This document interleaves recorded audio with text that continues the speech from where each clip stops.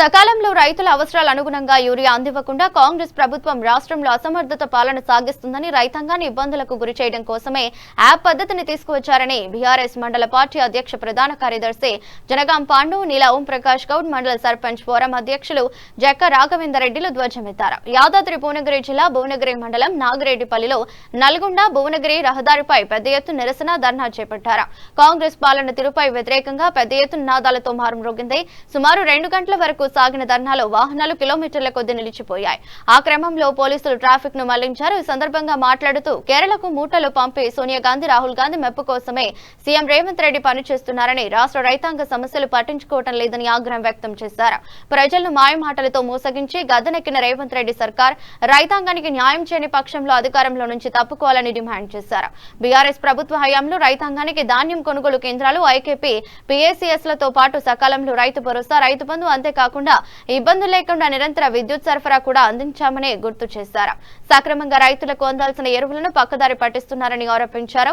గ్రామీణ ప్రాంత సామాన్య పేద రైతులకు యాపులపై అవగాహన లేకుండా ఓటీపీలు చెప్పే పరిస్థితులు లేని చిన్నపాటి ఫోన్తో సాధ్యపడదనే విషయాన్ని పాలకులు గమనించాలని విమర్శించారు. ఈ కార్యక్రమంలో సర్పంచ్లు నాగిలి రమేష్, కాటిక జంగయ్య, కిష్టయ్య, రేఖల శ్రీనివాస్, కేశవపట్నం రమేష్, అబ్బకాని వెంకటేష్ ఉన్నారు.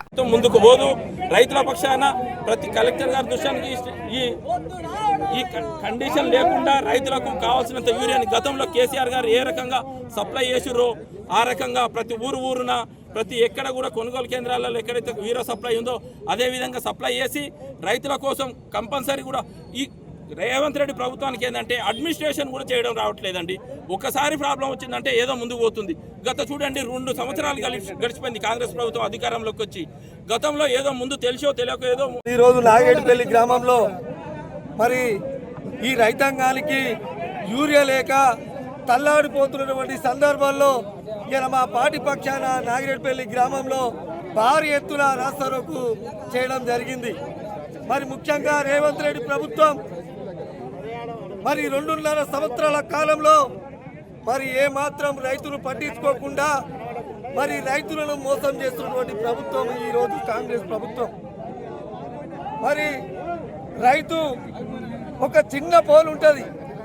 రైతు ఏ విధంగా యాప్లో మరి యాప్ ద్వారా మరి యూరియాను ఏ విధంగా తెలియదు ఆయనకు. ఇది రేవంత్ రెడ్డి ప్రభుత్వం ఈ యూరియా కేంద్రం నుంచి వచ్చినటువంటి యూరియా ఈయన ప్రభుత్వంలో దళారీ వ్యవస్థ అయిపోయి ఇవాళ ఎమ్మెల్యేలు యూరియా కాంట్రాక్టు తీసుకొని ఒక దళారీ వ్యవస్థ చేస్తున్నటువంటి ప్రభుత్వం ఇవాళ రేవంత్ రెడ్డి ప్రభుత్వం. ఆనాడు కేసీఆర్ గారు రైతు కళ్ళల్లో ఆనందం నింపినటువంటి నాయకుడు కేసీఆర్ గారు అయితే ఇలా రైతులను నండి విడుతున్నటువంటి ప్రభుత్వం ఇలా కాంగ్రెస్ ప్రభుత్వం. దయచేసి ఒకటే చెప్తా ఉన్నాం, రేవంత్ రెడ్డి ప్రభుత్వానికి రైతులకు రైతు భరోసా ఇవ్వకుండా నువ్వు ప్రభుత్వంలోకి వచ్చి ఒక్కసారి నామమాత్రం వేసినావు 3 ఎకరాల లోపల వాళ్ళకు.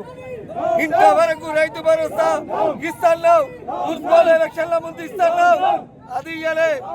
ఇలా పంటలు పొట్టకొచ్చిన సందర్భంలో ఇలా యూరియా కూడా ఇయ్యలేకపోతా ఉన్నావు. ఇలా 9,000 కోట్లు ఆర్బీఐ ద్వారా ఒక 15 రోజుల కింద రైతు బంధు వేస్తా అని చెప్పి నువ్వు 9,000 కోట్లు నువ్వు తీసుకొని ఇవాళ రైతులను మోసం చేస్తా ఉన్నావు.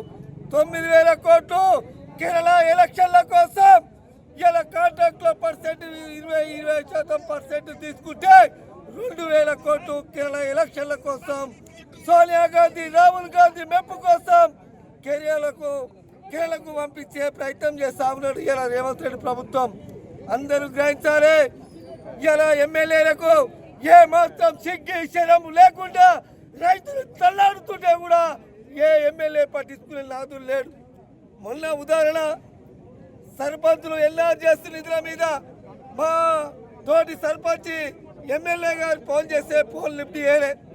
మళ్ళీ ఎమ్మెల్యే గారు ఫోన్ చేస్తే ఏమంటాడు, మా సర్పంచ్లకే నాకు టైం దొరకలేదు, ఇంకా మీ సర్పంచ్లకే దొరుకుతుంది నాకు టైం అంటాడు.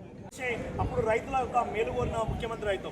కానీ ఎలక్షన్ రాకముందుకు ఒక మాట, ఎలక్షన్లకు ఓడెక్కేదాక ఓడమల్లయ్య, ఓడదిగినాక ఓడమల్ల శాస్త్రంలో ఈ యొక్క పరిపాలన సాగుతూ ఉంది. రైతులను నష్టపరిచినటువంటి ఏ రాజకీయ నాయకులైనా ఏ ప్రజాప్రతినిధి అయినా సముద్రంలో కాలబడినటువంటి సందర్భాలు చాలా ఉన్నాయి. మరి ఇది రైతుల పక్షాన భువనగిరి మండల పార్టీ ఆధ్వర్యంలో ఇక్కడ చేసిన ధర్నా రాబోయే రోజుల్లో తప్పకుండా జిల్లా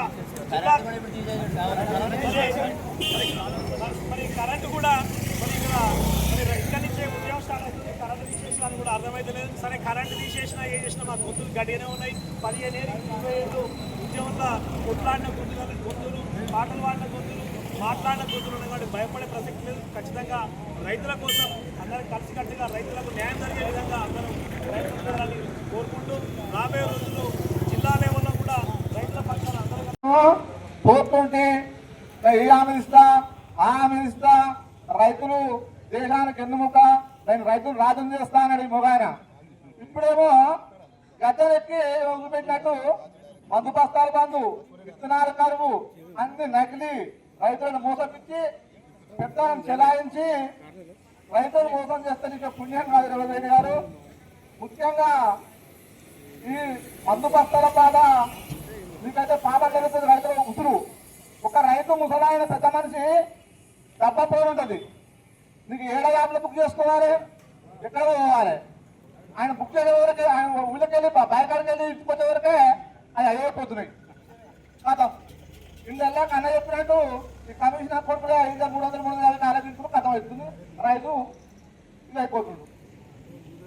ఇప్పుడు కరెంటు ఆయన కేసీఆర్ 6-7 గంటలు ఉన్న కరెంటును 18 గంటల 20 గంటలా తెచ్చిండు. ఇవాళ ఈయన గతంలో కూర్చొని మొత్తం పూత పోసిండు. రైతులు పెట్టిన పొలాలు కావాలని పొలాలు పెట్టి ఎండిపోతున్నాయి. 2014 నుంచి 2023 వరకు ఏ ఒక్క ఊళ్ళో యూరియా కోసం కానీ డిఏపి కోసం కానీ వెళ్ళైందా? ఇంత అసమర్థ పాలన. ఇప్పుడు మా ఊరికి వచ్చింది. మా చందపల్లిలో యూరియా బాగా తక్కువ. ఇప్పుడే పెట్టారు గౌసారు 220 అంట, చందపల్లి 172. 10 గంటల్లో 30 నిమిషాలకు బుక్ చేసుకోవాలంట యాప్. ఈ 2G 1G ఉన్న రైతులు ఏడో బుక్ చేయాలి. అందరూ ఏం కావుతారు? పక్కన వాళ్ళు వెయిట్ చేస్తారు. 5G డ్రమ్ చేసుకొని పిల్లల్ని పెట్టుకొని దీనికంటే దొంగతనం అక్కడైతుంది. 350 రూపాయలకు యూరియా బస్ లేక ఎంత ఘోరం అండి ఇది. నిజంగా చెప్తున్న జనాలు మార్పు అంటున్నందుకు వాస్తవానికి మంచి మార్పు జరిగింది. ఇలా 10 ఏళ్ళు కేసీఆర్ పరిపాలిస్తే ఇలా ఎకరానికి ఒక 5,000 రూపాయలు ఇస్తే ఇలా అంతర్జాతీయంగా తెలంగాణ రాష్ట్రానికి గుర్తింపు వచ్చింది. ఇలా రైతు రాజ్యం చేశాడు కేసీఆర్. ఈ రోజు జరుగుతుంది ఒక దుర్మార్గమైన పాలన. ఇవాళ ఏ రైతు నిమ్మలంగా ఉన్నారు? ఇవాళ ఏ రైతు కూడా నిమ్మలంగా లేడు. ఎప్పుడు వేసుకోవాలని నాటేసిన 21 రోజులకు యూరియా వేసుకోవాలి. ఏమైతుంది ఇప్పుడు? వచ్చి చంద్రబాబు వచ్చి గౌసార్ గారు కొట్టుకుంటుంది యూరియా బస్సుల కోసం. ఇంత ఘోరమైన పరిస్థితి ఇది.